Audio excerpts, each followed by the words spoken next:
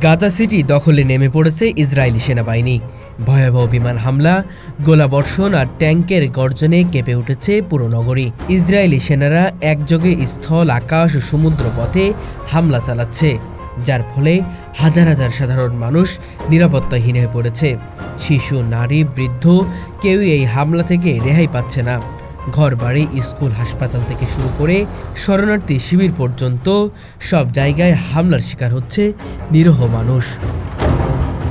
গাজার প্রায় সব গুরুত্বপূর্ণ প্রবেশপথ অবরুদ্ধ করে দিয়েছে ইসরায়েলি সেনারা, যাতে মানুষ পালানোর সুযোগ না পায়। ধ্বংসস্তূপে পরিণত হয়েছে গাজার বেশিরভাগ এলাকা। বেসামরিক মানুষের চিকিৎসা, ধোয়ার কুণ্ডলী আর লাশের সারি এখন গাজার নিত্যদিনের চিত্র। আন্তর্জাতিক চাপ সত্ত্বেও ইসরায়েল দাবি করছে এই হামলা নাকি হামাস দমনের জন্য। তবে বিশ্লেষকরা বলছেন এই আড়ালে আসল লক্ষ্য হচ্ছে গাজা সিটিকে পুরোপুরি দখল করে নেওয়া এবং ফিলিস্তিনি জনগণকে তাদের ভূমি থেকে উচ্ছেদ করা। এদিকে গাজার খাদ্য, পানি ও ঔষধের চরম সংকট দেখা দিয়েছে। জাতিসংঘ ও বিভিন্ন আন্তর্জাতিক সংস্থা সতর্ক করেছে যে পরিস্থিতি দ্রুত মানবিক বিপর্যয় রূপ নিচ্ছে। প্রতিদিন শত শত মানুষ নিহত হচ্ছে, আহত হচ্ছে হাজারের বেশি। হাসপাতালগুলোতে জায়গা না থাকায় রাস্তায় পড়ে থাকছে আহতরা, এমনকি মৃতদেহগুলো দাফনের মতো জায়গাও পাচ্ছে না। ফিলিস্তিনি প্রতিরোধ বাহিনীও নীরব নেই। তারা গাজার ভিতর থেকে ইসরায়েলি সেনাদের বিরুদ্ধে পাল্টা আক্রমণ চালাচ্ছে। বিভিন্ন স্থানে গেরিলা কৌশলে হামলা করে ইসরায়েলি সেনাদের ক্ষয়ক্ষতি করছে। তবে ভারী অস্ত্রশস্ত্র আর প্রযুক্তির দিক থেকে ইসরায়েল অনেক এগিয়ে থাকায় গাজাবাসীর প্রতিরোধ সীমিত হয়ে পড়েছে। মুসলিম বিশ্বের জনগণ রাস্তায় নেমে প্রতিবাদ করছে, কিন্তু বিশ্ব শক্তিগুলোর নীরব ভূমিকা গাজার মানুষের ক্ষোভ আরও বাড়িয়ে তুলছে।